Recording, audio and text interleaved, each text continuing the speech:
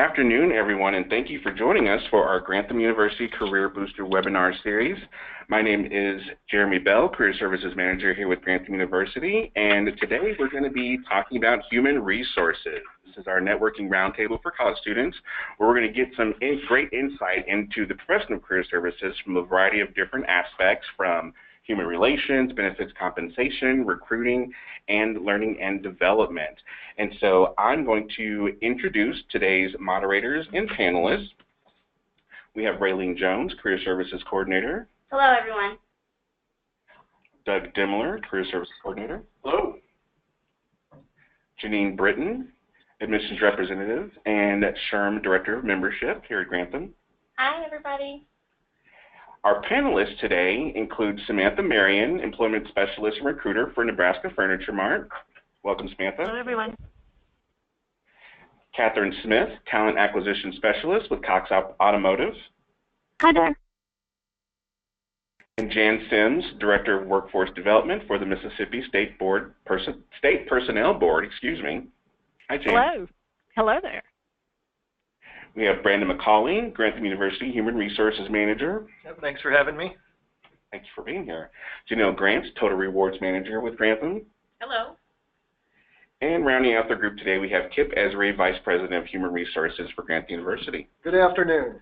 All right, welcome everybody. So we're going to start, take it over to Raylene, who's going to start us with our questions today. Thank you, Jeremy. So we have these introductory questions. We'll sort of pop around to each of our panelists. This first one I'm going to throw out to Catherine. Why did this type of work interest you, and how did you get started? That's a good question. I've been with my company for 18 years, and I know that that's an incredibly long time in today's measure. I had been doing HR generalist work for a long time, and that also included recruiting. A few years ago, I shouldn't say a few, several years ago, our company was going through some restructuring, and they were actually eliminating the HR generalist position from our organization. And at the same time, they were transitioning a bunch of those generalists into recruiter roles. So it just made sense. I had been doing recruiting locally for a long time and moved into that role, and it turned out to be a really, really good choice for me. I have a great deal of flexibility in my schedule, and I work remotely. Our corporate office is in Atlanta, and I don't have to live in Atlanta just to do my job. So it's been great for me. Awesome, thank you. I'm going to go ahead and ask the same question to Jan. Why did this type of work interest you, and how did you get started? Thanks. I have really always enjoyed working with people, so HR has been a natural fit for me. I started in benefits 23 years ago in a human resources office in the University of Mississippi Medical Center in Jackson, where I'm still in Jackson, but I've transferred to 4 different agencies with the state of Mississippi, and in that time I've progressed in my role to now being a director over our training division, and I enjoy working with people, so HR has really been a natural fit. Thank you, Jan. This next question I'm going to give to Kip. How would you describe your career path? My career path, and unlike probably most people that work in HR, I think most people probably come into HR having worked in some other professional capacity first, but I'm one of those few people that this is all I've ever done, and kind of ended up with an HR degree by accident, and was never planned to work in HR, but had to do an internship, and procrastinated and ended up having to take an unpaid internship, which was the best thing that ever happened to me, because the organization actually invested in me and made it a great experience, and it was what caused me to want to work in HR. But once I got into working in HR, what I did was I worked in both specialty areas for larger organizations and also as a generalist. And I think working in those 2 different capacities really helped prepare me and probably gave me a broader perspective on what I do. So Thank you, Kip. I'm going to go ahead and hand it over to Doug Dimler now for his next set of questions. Thanks, Raylene. My question is, well, we'll go to Samantha. A lot of people have the perception that HR is just a bunch of paperwork. What percentage of your time is dedicated to paperwork? I'd probably say about 50%, but I mean the other 50% is all about talking to people, not just being a recruiter. I'm working with my managers that I'm recruiting for to make sure I'm finding the right fit, but I'm also talking to a lot of applicants, that are applying for jobs and doing interviews. And a lot of people don't realize that it's also a lot of networking. It's a lot of building those relationships outside the company to try to be able to find people for us. Thanks, Samantha. Great answer. Let's go to Brandon.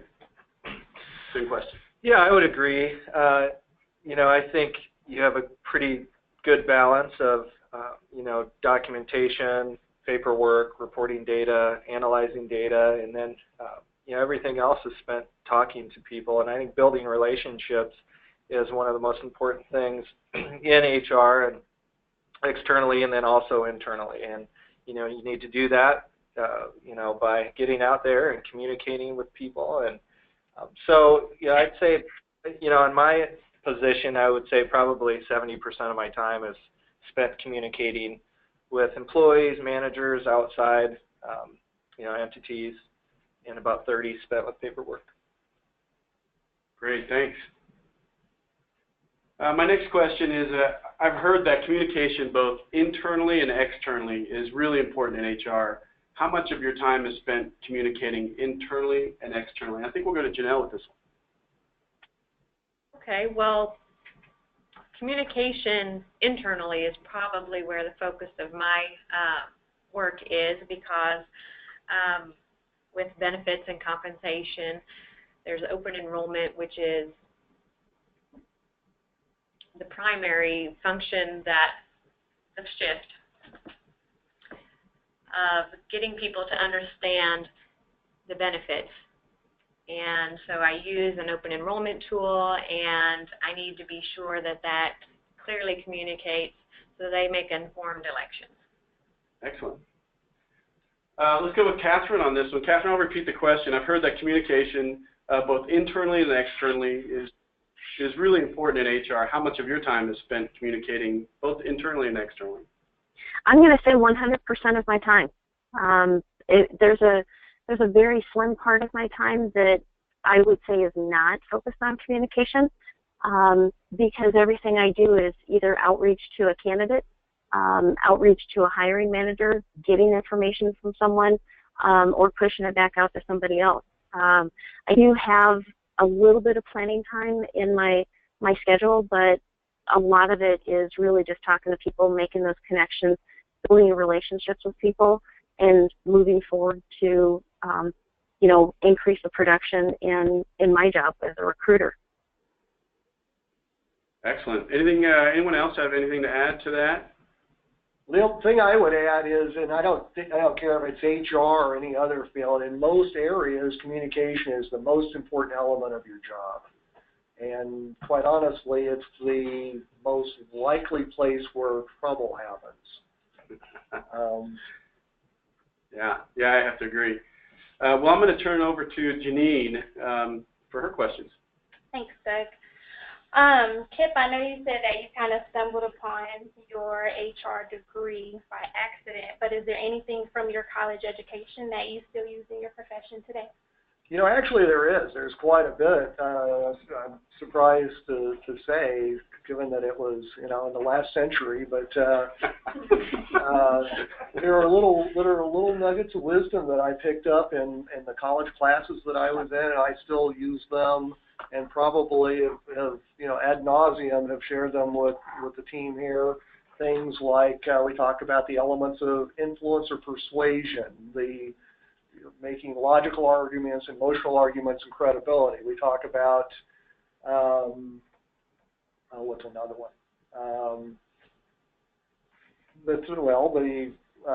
I call it expectancy theory. I may be wrong about that, but I think about like the elements that have to be there in order for an incentive program to work. That the person has to be able to feel like they can accomplish what they're being asked to accomplish. There has to be a reward that is sufficient enough that it gets their attention, and then management has to have credibility. The employee has to know that if they perform the task, that they will receive the reward. That's all from Psychology 101. But that's stuff that we use on a day-to-day basis. Great information, thank you. The next question that I have is actually, what skills or competencies do individuals need to possess to do well in your HR position? And I'd actually like to pose that question to Jan Sims. Okay, there are quite a few, and I think these would probably be true for just about every aspect of HR. Interpersonal skills is the first one that came to mind that I would think of are vital for working and training. Emotional maturity. You've got to get feedback from people, honest feedback on what their opinion is of what you've presented to them in a training program. And if you're not meeting their needs, you can't sit in the corner and whine. You've got to fix it. So emotional maturity is paramount as well. But then knowledge of adult learning principles. And even I started thinking a little bit out of the box, but events management is something that's a plus in training, because every class that we put on is really an event that we have to plan for, prepare, and then close as well. I'd like to also pose that question to Janelle. What skills or competencies? So I think that I'm probably in a more mathematical side of HR than is always considered. And so there's obviously analysis, and I don't think you can do my job without Excel, to be honest with you. You work with will have its strengths and weaknesses, so you have to compensate for those with your own skill set. And obviously communication, the data can say anything you want it to say. Work really hard at it, and so simplifying the message and the data so that your team can make informed decisions is essential. Thank you. I will actually turn it back over to Doug for his recruiting experience question. Thanks, Dean. This question goes to Samantha and Catherine. We'll have Samantha go first. Samantha, the question is, recruiting can sometimes be considered entry level. Can you describe the career ladder for recruiting? Well, so I started off in more of a like a staffing agency type recruiting environment, and that was pretty much my training ground. So I learned there about a lot of different jobs.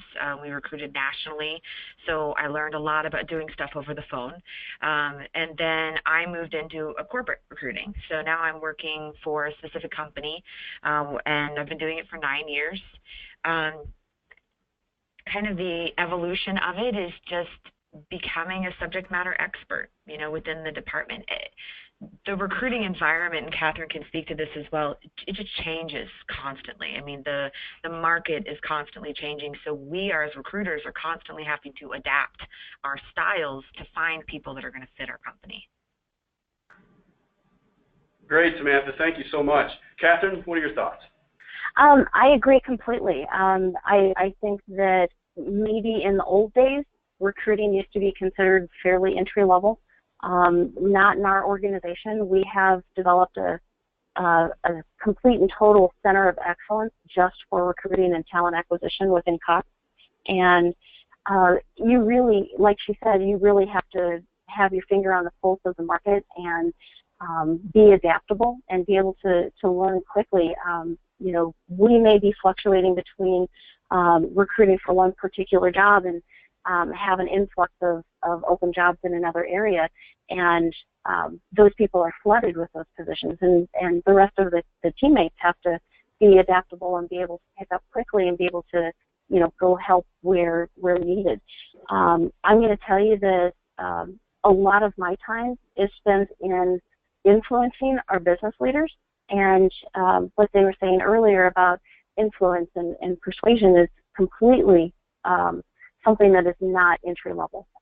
Talking with our hiring managers and understanding what they're looking for, but also having a head for where the business trends are going and workforce management is certainly not entry level.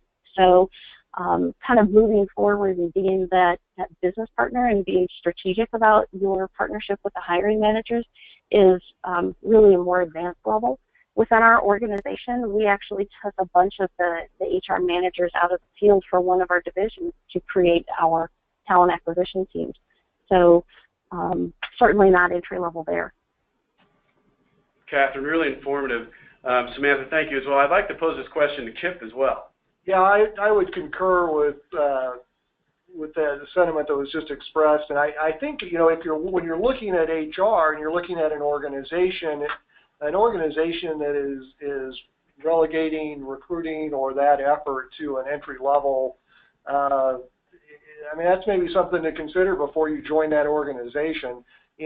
The better performing organizations that I've been a part of, you're putting pretty good talent in recruiting. And now I think what happens sometimes is you have people that don't last in recruiting and they move on, but that's not because it's an entry level, it's by design. It just is, recruiting is one of those things that some people are cut out for and some people are not. But there are, and I think of the HR professionals I know, there are a few of them and they are recruiters through and through, and thank God for them, because not all of us, are able to do that. But if you think about it, what's more important than the talent that you bring into your organization? So. Yeah, good thoughts. I agree completely. My next question, let's start with Catherine first. Catherine, how do you see the future of HR evolving as social media recruiting becomes more mainstream? So HR has to remain adaptable, like everybody has said so far. It's difficult to find talent in some of the traditional manners. The millennial group and the Z generation, they really won't be relying on the traditional job boards just to find open positions.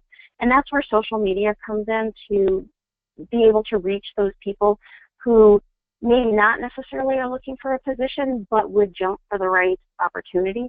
And that's where just being adaptable and open to new technology really helps me be successful in my position. One of the things I'm trying to work on is, with Instagram and Snapchat, just being able to put some job ads out there, because, as you know, millennials and the Z generation are really, really focused on being attached to their phone and that kind of constant communication. If I have the opportunity to notify somebody of a job, not necessarily that person, but they may know somebody and say, hey, you're looking for a job, I just heard about this one. And that constant communication is kind of the trend moving forward to finding the right candidate. Very interesting. Samantha, your thoughts? I completely agree with what Catherine said. I think that the social media aspect of it, although it's been around for quite some time, has become really prevalent in the recruiting world nowadays. With the generation that's coming up, with all the workers, and they're constantly on their phones. So it's not someone coming to us. It's not an easy recruiting position anymore, like it used to be. Because we're really having to go out there and be aggressive and be sourcing for people through those different outlets. And it's not, I feel like sometimes it's not even just about the pure recruiting, but about promoting your company as a whole. Creating a presence on social media that makes people want to work for your company. And Samantha, Catherine mentioned Snapchat, which was really interesting. Do you have any other alternative social media venues that you go to? We use Instagram, Twitter, Facebook, and LinkedIn. We have not done Snapchat yet. Great, thanks. My next question, we'll go out to Samantha again. Do you have any advice for our military students with recruiting experience looking to transition into civilian HR? Mainly just to make sure that you emphasize your recruiting experience on your resume. I think, especially as a recruiter, the resume is a huge gateway. You know, what they see on that or what we see on a resume really is indicative of the person that we're going to have come in and meet with us. So it's very important that you have those qualifications listed out there, and any experience you might have with different recruiting technology and that kind of thing. But also different qualifications, if you received any awards or anything like that for recruiting efforts and recognition of sorts. I think that's really important, just to have a stellar resume. Yeah, thank you. Catherine, your thoughts? Sure. I think it's really difficult to, well, for our civilian people, I think it's really difficult to translate military service into real-world applications. And I know that Grantham did a lunch and learn a few weeks ago and put out a job aid. It just helped everybody understand what kind of skills are necessary or what kind of experiences they have at different grade levels. That was really eye-opening to help me understand, you know, what kind of military experience translates into the civilian world.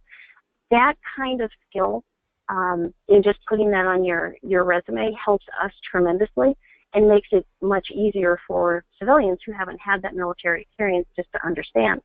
So anyone with that kind of recruiting experience, military-wise, just being super clear on your resume about your kinds of skills and experiences is incredibly helpful. That's awesome. And just real quickly to chime in for our students, you know, those are great details to know about translating that experience into your resume, and our team is definitely here to help you do that. So if you have more questions about how to make your resume, you know, more attractive to the recruiters like the ones we're talking to today, definitely connect with us and we'll help you do that.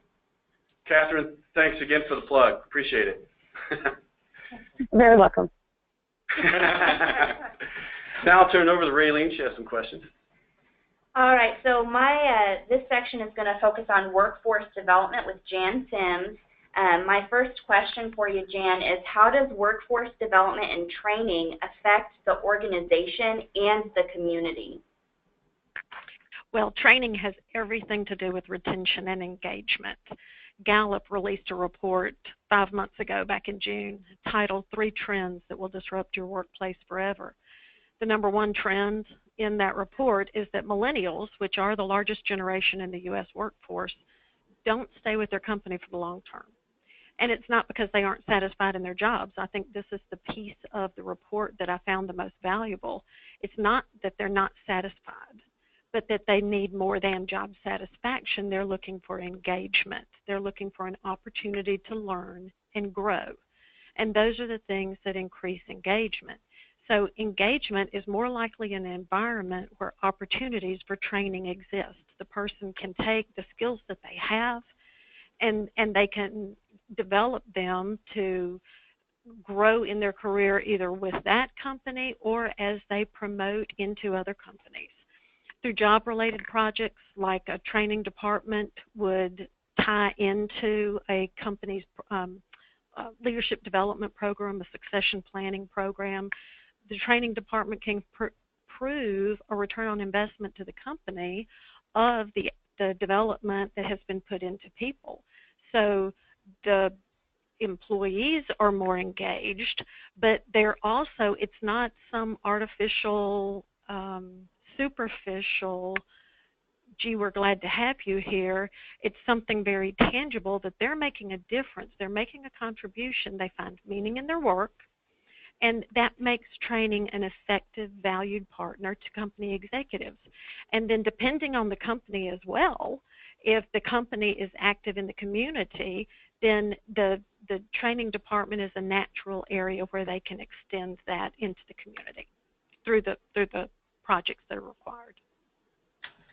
Thank you, Jan. I'll move on to the next question. What are some of the fundamental skills that you sort of talked about, those skills and developing those skills in your employees, but what are those fundamental skills that every organization should provide training for?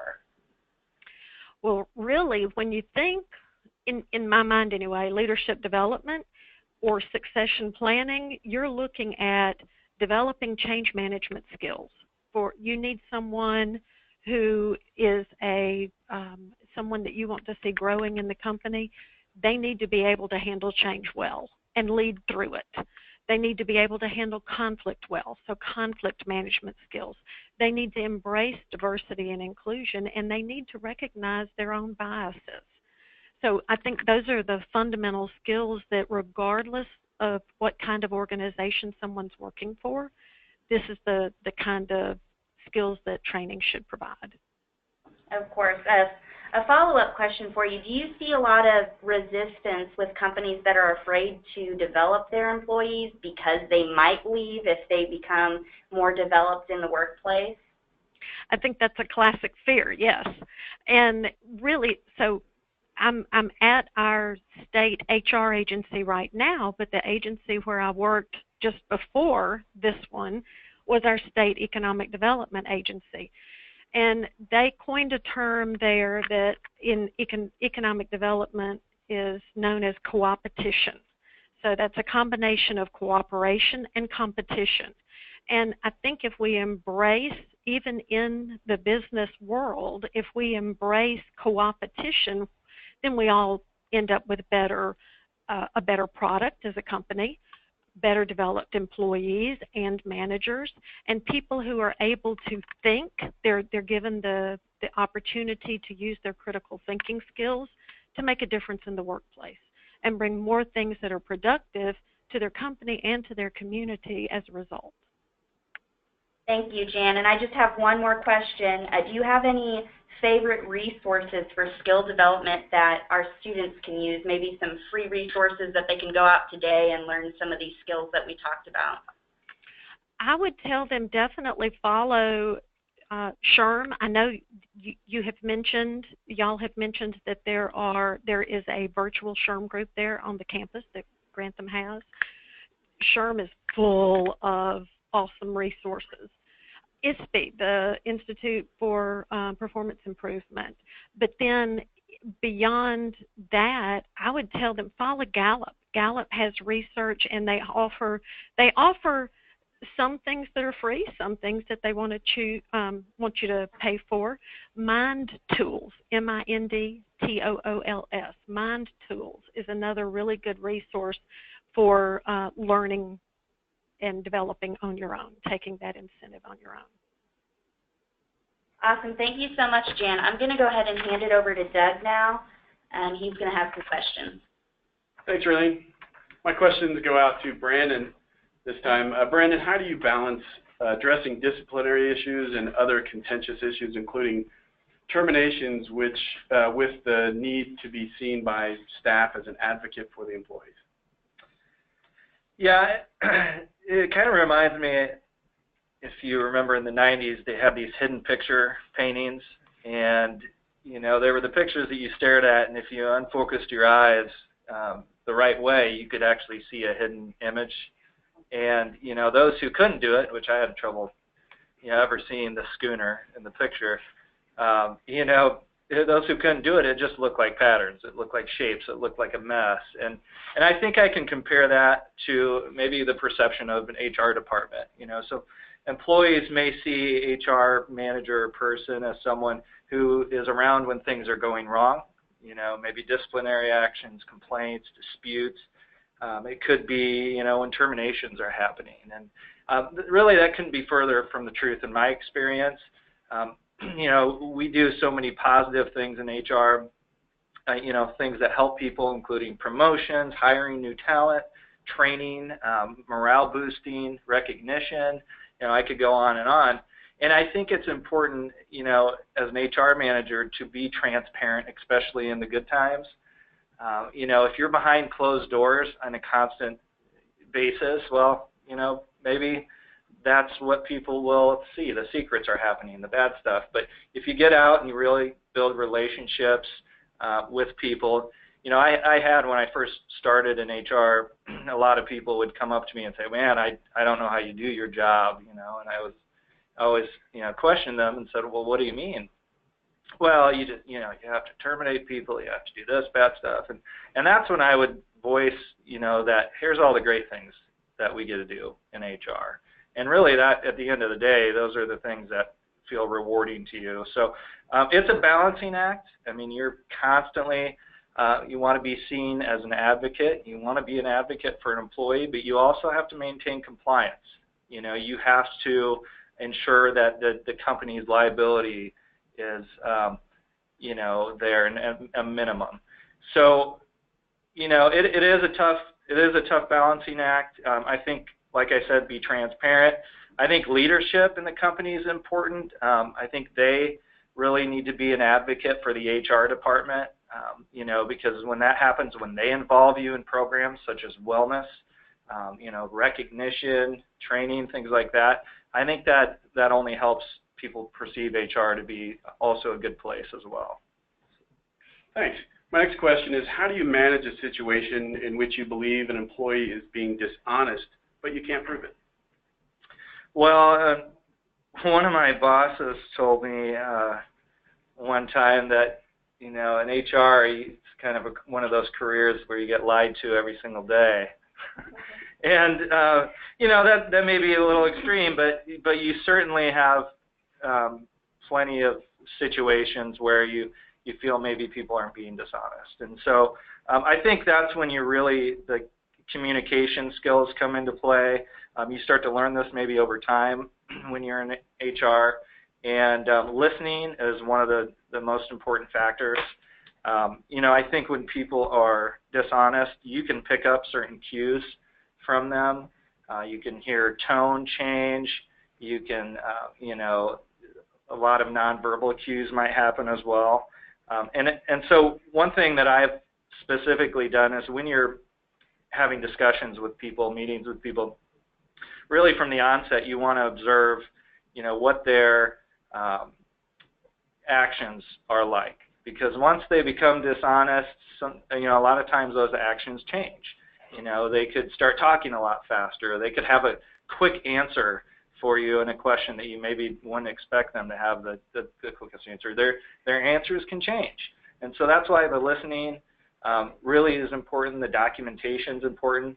And, you know, a lot of times when we speak to people, especially, you know, we're dealing with maybe investigations, things, we'll have other people in the room, and that discussion immediately after, you know, meeting with someone is important because you can kind of go back and forth and ask what they observed and if you caught that as well. And, you know, I'd love to say, you know, just use your gut, but it's hard. And if, you know, my wife would tell you if I just used my gut, I'd be wrong 90% of the time. So I usually do the opposite, you know, what my gut tells me. So. A lot of evidence then. Yeah, yeah. Can I weigh in here on this? Absolutely, Kip, go ahead. Especially because I think I just got quoted. And in fairness, what I said was, I get lied to, not Okay. But, you know, you're not always going to be able to discover every fact, and quite often you get into kind of the he said, she said, where you're not sure. You know, within HR, when you're trying to mitigate that dispute and resolve it, you have to, at the end of the day, you've got to work with the best information that you have. And you don't have the obligation. I think some employees erroneously think this, that you have like the same obligation that a court of law would have. You don't. What you have an obligation to is to make a reasonable, take a reasonable action based on the information that you have available. Great, thanks. And this question is kind of a good segue into this particular question, but Brandon, what's the strangest employee relations situation you have managed? Well, there's several that I've had to scratch my head at and, you know, ask myself if this was real life afterwards. But a couple that come to mind, we had an individual that their manager actually brought a funeral pamphlet to us, and because the employee missed some time because a relative of theirs passed away. And after looking at this documentation, I noticed that the date that the individual passed away was actually in the future. I think it was actually a year later. And, you know, and seeing that, I thought one of two things, that this person could tell the future and I really need to get some betting tips on this individual, or the individual is being dishonest. And so we found out the individual had obviously edited the funeral pamphlet to get out of work and use this as an excuse. Almost along the same lines, and it's funny, the last question dealt with dishonesty. I mean, most of our strange things come because someone has lied to us or been dishonest. But this individual actually told us that she needed to be out of work because her mother had passed away, and obviously not a good situation, and we wanted to be empathetic to it. And later on, one of our other managers told us that she spoke to this individual's mother, and it was after she had been out for her mother's funeral. And so we obviously knew that she was lying, and the poor other individual that actually talked to the mother was taken back when she actually heard the mother's voice, because she's like, I thought you had passed away. And so it's just a tough situation. It's very sad, when people go to those lengths to, do things like get out of work and things, but it happens, unfortunately. So. Thank you very much. Jeremy, you had some thoughts? While we were in this area, I did have a question from one of our listeners today. Deborah Jones asks, how is the relationship between HR staff and labor relations representatives, and how hard is it to have continuity? All right, I'll field this one. Okay. So labor relations, we talk about employee relations and labor relations, and I don't know how well everybody who's on the call, what your awareness of this is, so forgive me if I'm telling you things that you already know. But labor relations is working with employees who are represented by a labor union. And those employees are under contracts, and there are very detailed specifications as far as when they're to arrive at work, how they start the shift, what the grievance process is. And so usually in larger organizations where they have labor unions, there's a labor relations department, and they will deal with what we would call employee relations issues. They will deal with those because everything is just based off of what the contract specifies, and there are defined processes that they follow. Within an organization where the employee is not represented by a labor union, or within an organization such as ours where we don't have a labor union, it's employee relations, and we follow, we adhere to the law, we adhere to the policies of the university, or for other companies, what their policies are. Awesome. Thank you. All right. So I'm going to hand it over to Janine, who's got some questions for Janelle. Yes, I have some questions about benefits and compensation. My first question is, what is the best way to prepare for a career in compensation or benefits? I kind of laugh at this particular question because my path in this field wasn't standard. I have my degree in counseling, actually. And so I got started in compensation and benefits as a payroll specialist in a 500-ish employee company. And so I really just grew from there, learning their particular what their needs were and what their benefits were, and the role grew. But then I became certified with SHRM, so I would recommend certification. Now, if you know that compensation and the benefits is the way you want to go, there are also certifications for compensation or a certification for benefits specifically, whereas SHRM is more general and broader in nature.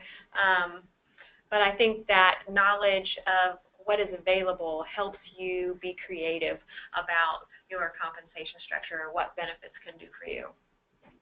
Awesome, thank you. My next question is, how do organizations determine how much they will pay for individual jobs? Well, it really depends on the organization and their overall compensation strategy. So one of the first steps you do is to look at the cost of labor, and that's usually done through surveys that you purchase from organizations. And once you know that information, your organization can choose whether or not they want to lead the market or lag the market.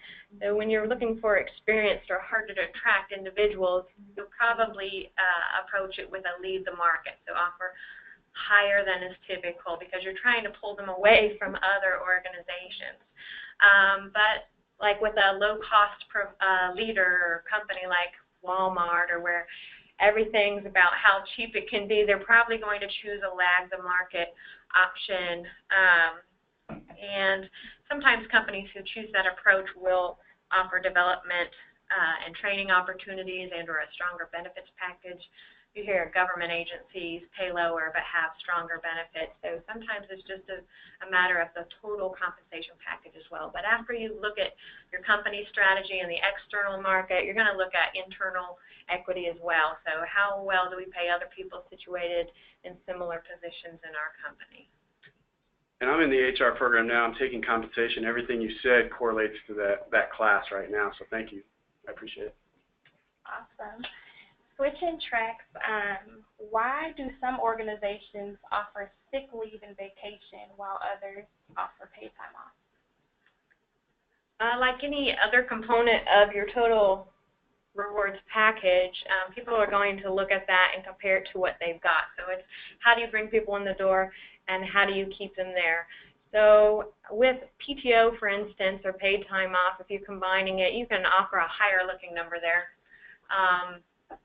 And so you can use that to bring people in the door. But if you do break things out between sick and vacation, it's usually because overall you can offer a larger amount of time off, because just because you offer a week, 2 weeks, whatever you do of sick time doesn't mean you actually pay that out every year. They only pay out the portion that people are actually ill. So I can offer more sick time than I can offer PTO because I'm not going to have that total liability every year. So I did some analysis at a prior company, and it's pretty much, in their situation, it was a 5-to-1. I could offer 5 sick days for every PTO day. So to convert, we would have to reduce the number of amount of time off that you gave people. Can you tell me what determines whether a job is or is not eligible for overtime pay?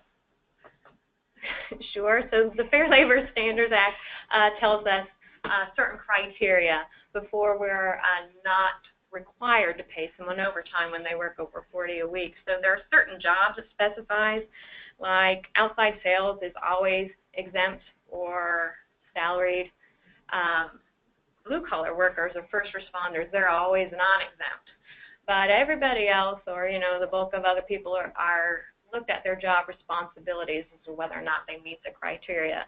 So the first criteria would be salary, whether or not you pay them a salary for one, but also if that salary exceeds $455 a week, which isn't all that high in today's world, and I'm sure you've heard there's discussion about increasing that threshold. But there's also a jobs duties test, and there are 3 criteria with executive, professional, and administrative exemptions that if your career or your job meets certain criteria, then you can be exempt. Or the funny thing is I always think is the government is trying to protect people to get them to be non-exempt or hourly. They want the companies to pay them extra when they work them extra.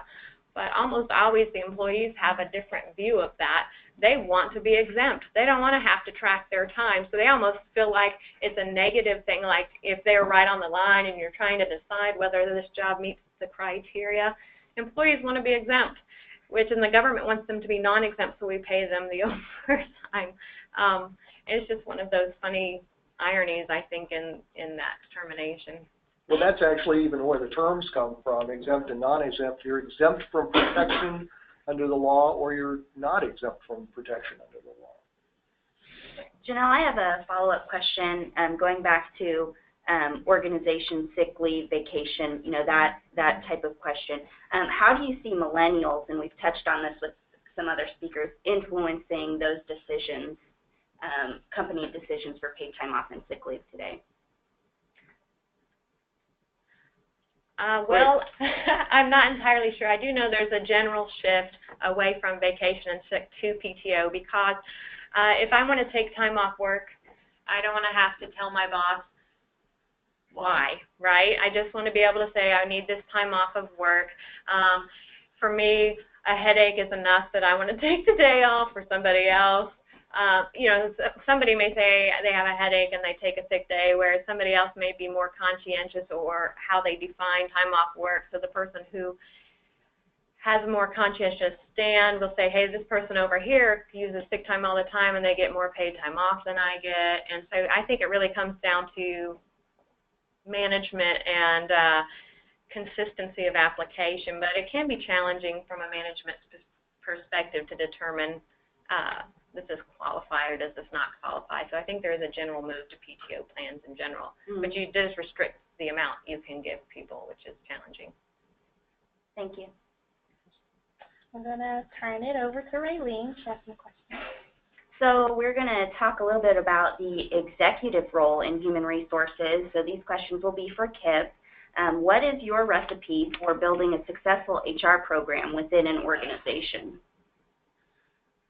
You know, there's probably not a one-size-fits-all answer to this question, but if there were, I think one of the elements would have to be that the program has got to be aligned with the business. And I mean, I can't stress enough how important it is that the people that are crafting the HR program and the delivery to the organization, that's got to be aligned with what's important to the organization. It's got to be aligned with the business of the organization. And so the better you can understand what those needs are, what's valued by the organization, the better you can put together an HR program that supports it.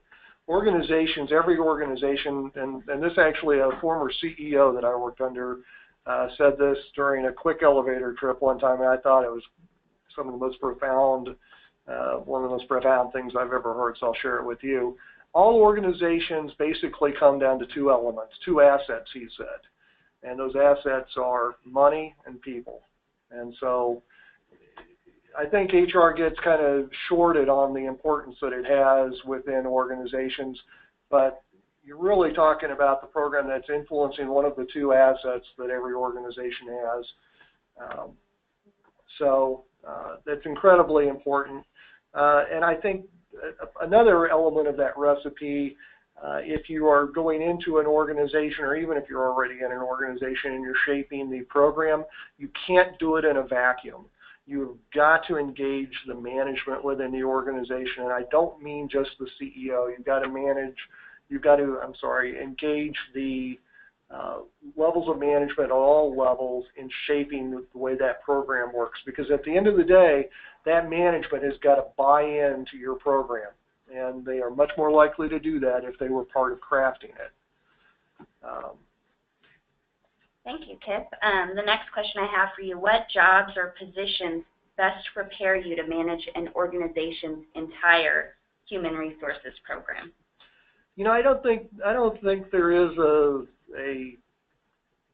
one answer to this either. I think I've seen very effective HR heads who never worked in HR before they took over HR. I'd like to tell you that's not possible because I'm an HR guy, but I've actually worked under some of the best HR leaders I've had, never worked in HR. But you know what they do? They trust the people that work under them. They know that they are not the subject matter expert, and they know who the subject matter expert is. I mean, that's really the key, is you've got to understand what the needs are, and you've got to identify what resources you can bring to bear to fill those needs. Thank you. What is the most prevalent reason why a human resource professional would fail in that position? Well, I mean, I think that people fail in HR for the same reasons that they fail in other occupations. A lot of time they're just not a good match for the job. Sometimes they lack the necessary skills. Janelle mentioned Excel. You know, if you went to work as a compensation specialist for a company and you had, you know, no aptitude to be able to work with Excel or spreadsheets, that would probably be a real challenge for you. You know, and then there are the professional behaviors. You know, HR people are not above having behavioral issues just like everyone else does. And in general, the more you have an employee who externalizes challenges and problems, and it's everybody else's fault, not theirs, the more problematic they're going to be in the workplace. But in addition to that, I'd say specific to HR, that they don't really understand what the expectations are. We talk about kind of two areas of HR person, your traffic cops and your consultants. They go into an organization thinking they ought to be a traffic cop, thinking they ought to tell people what to do, when actually what they need to be is a consultant and working with management to find solutions to the challenges that management face. That their delivery doesn't match that of the organization. They're trying to be Accenture when they're actually working for a company that, needs to get people hired, needs to get people put into place quicker, and that's just a part of that organization's management model. And then I think another thing is that the HR individual is never going to be successful if they don't have credibility. They've got to have credibility. It doesn't matter how good you are, and I've seen some what I thought were fairly good HR people that fail because they haven't established that credibility with management within their organization. So. Conversely, what are some reasons that HR professionals find success? Well, I think, without going through all that, you could just say the flip side of that. But, a couple of things where I think I've seen people that are really successful. One is they're proactive. I think they also grasp the business. They really invest the time to understand the business, and I think they also are looking at not only what the needs that the business has right now, but what are the needs that the business is going to have in the future. And then they're also hard workers. I mean, it doesn't matter how knowledgeable you are, how smart you are, if you're not there and delivering it, you gotta roll up your sleeves and work hard. Thank you. I just have one more question. How do you amass the level of knowledge necessary to manage HR for an organization? Again, not any one particular way it's got to be done, but if you're working within HR, if you're joining the HR profession and you're working your way up, I would encourage you to get experience in both generalist roles and specialist roles. A lot of times to be in a specialist role, you're going to have to move into a little bit larger organization. And I think probably getting varied experience between larger and smaller organizations is maybe a good idea too. You've got to understand how to link HR to the business. You've got to understand what elements of the business lend themselves to how you would bring HR. You've got to know what you're trying to do. We always talk about, it's all about attracting talent. It's about retaining talent. It's about engaging people. It's about developing your talent. It's about utilizing your talent. It's about minimizing liability and managing costs. And keep everything focused towards those organizational areas. And by organizational areas, I don't mean that there's a minimization of liability department. I just mean to organize what your objectives are, and then structure it. And the other thing, as far as leading HR, you've got to balance strategic and tactical.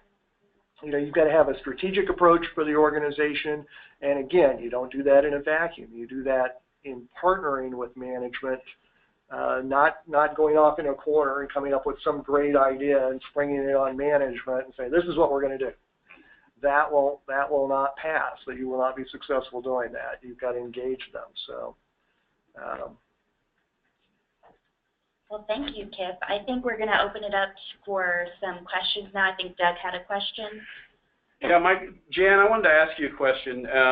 Along the lines of what we asked Kip, was what's some of the things or attributes that HR professionals, how they find success? How they find success? Yeah, what are some of the attributes that an HR person would have that can find success? I agree with everything that Kip just said. I was thinking I've got to listen to this recording because that was great. But wow. it hinges, or it's all of that. It's all of the above. We've got to be strategic, and yet we've got to be tactical. We've got to develop people, and we've got to allow people to have the time to develop their own expertise. Someone who comes in an entry-level position is only going to have certain skills, and they need to be allowed to develop to become all that they're capable of being. So an open-mindedness is needed. Because it really kind of ties back to the last question that I had. We've got to look beyond, oh, someone has changed jobs or someone wants to change jobs, and see that we're developing a better person. Because in the 23 years that I've been in HR, I see a lot of people who think they've gone forever and that they're not going to come back, and yet they gain more experience and they do return. And they're better equipped for doing a job that requires more knowledge than they had when they were here before. Thank you, Jane. I appreciate it. Okay, we have one more question from the listeners. Bonnie asked, and I'm going to pose this for all of our panelists, what was the defining moment that made you want to get into human resources? I'll take this. So my wife told me that I always tried to fix things, and that I was always in other people's business. So I thought to myself, what career now? No, really, to be serious, the thing that I kind of learned after being a manager in an organization for quite some time before HR even was that HR has so much outreach to the entire organization. It's not just one department that you're working within. It is every department, and it's not one individual that you're working with. It is everyone in the organization. And to me, that, when you're in a job and we talk about engagement, people really want to feel significant. They want to feel relevant. And to me, HR was the best way to feel absolutely relevant and significant to an organization, not just one department. So. And if I can throw in, Brandon, having been a manager, I was just describing the career path for someone. I think management experience. Brandon was a good manager. That's part of why he's such a good HR manager. I think that perspective really helps within the HR role. Definitely. Do you want to give your defining moment, Kip? For why I went into HR? They told me that it paid better than it does.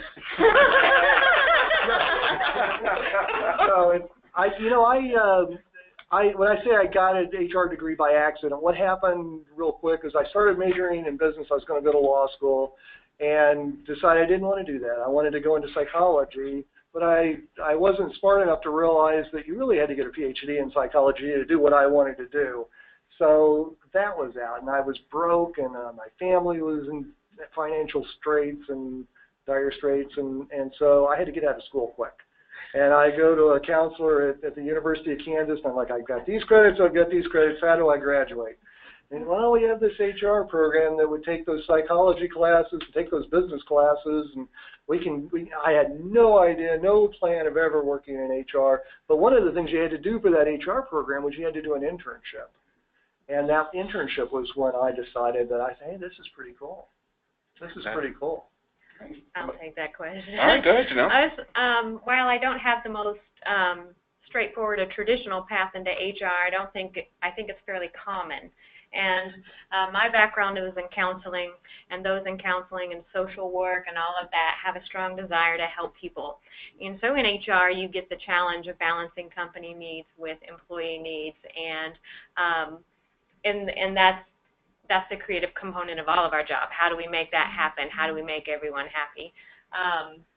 And counseling and social work, I'm leaning over to Raylene because she's got a history there too, can be quite exhausting. Yes. And HR offers an outlet to do this kind of work in a 9-to-5, more or less, kind of day. And so I still get the structure of having regular time off. I don't have to meet clients in the evening all the time. And so, there's a lot of structure in an HR job that I enjoy and still get to help people. Catherine, what are your thoughts on that? Do you have a defining moment that got you into HR? I probably have a little more traditional route. When I was working earlier on in my career with Cox, I kind of fell into a payroll and benefits position, and we got a new HR manager about a year after I joined payroll and benefits. And he says to me one day, he says, I'd like to make your position more strategic than reactionary. And of course, at that time, I didn't really know what he was talking about. But, as time grew on, it really became more apparent that it's really about being proactive with the employees and anticipating what their needs are and just being prepared to give them all that information. So one of the other things he told me repeatedly was, you don't get into HR because you love working with people. And what he meant was that you tend to see people at their worst when they're having, the worst time with their boss or worst time with a coworker, or, maybe they've lost a family member or they're going through some serious illness and they just need help. And exactly what everybody just said, you have a desire to help people and fix their problems and just be that advocate for them for whatever they need. And after you do that a few times, you have this overwhelming sense of, oh my gosh, I just impacted that person's life in such a positive manner or helped them out at the worst time of their life, and you just feel good about it. And I'm going to tell you that there are times when it's a horrible feeling and you just have to shake it off and be resilient, but other times far outweigh those times. Awesome, thank you.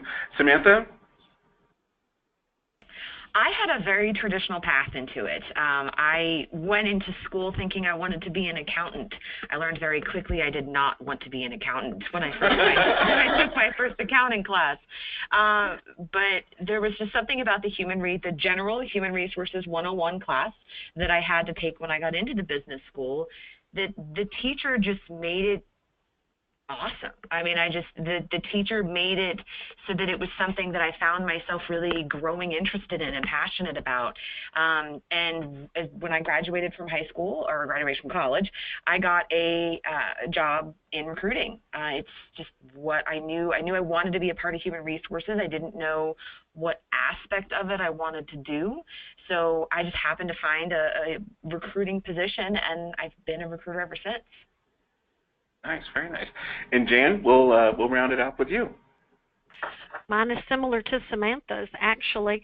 But I was getting a master's in my MBA, and I planned on an accounting concentration, actually took all of the classes that I needed to do to sit for the CPA, and in the meantime, I was in an HR job in the benefits office of that hospital, and the more I progressed in my studies with accounting and auditing, and I realized that my work-life balance was not going to be what I needed because I was already a mother, and I wasn't going to be able to travel as much as I would need to if I did go through with my original intent and pursue a CPA.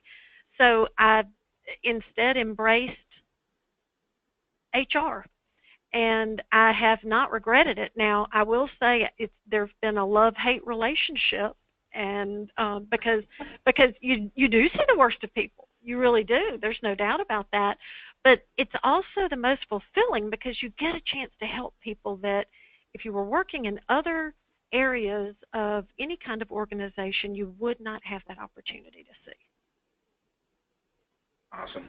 Thank you. Well, it's been some excellent information shared by everyone on the panel today, and we really appreciate all this insightful information about the career of human resources. So we're going to close out, but I'll leave it open for any last final words of wisdom from anyone. Kip? Yeah.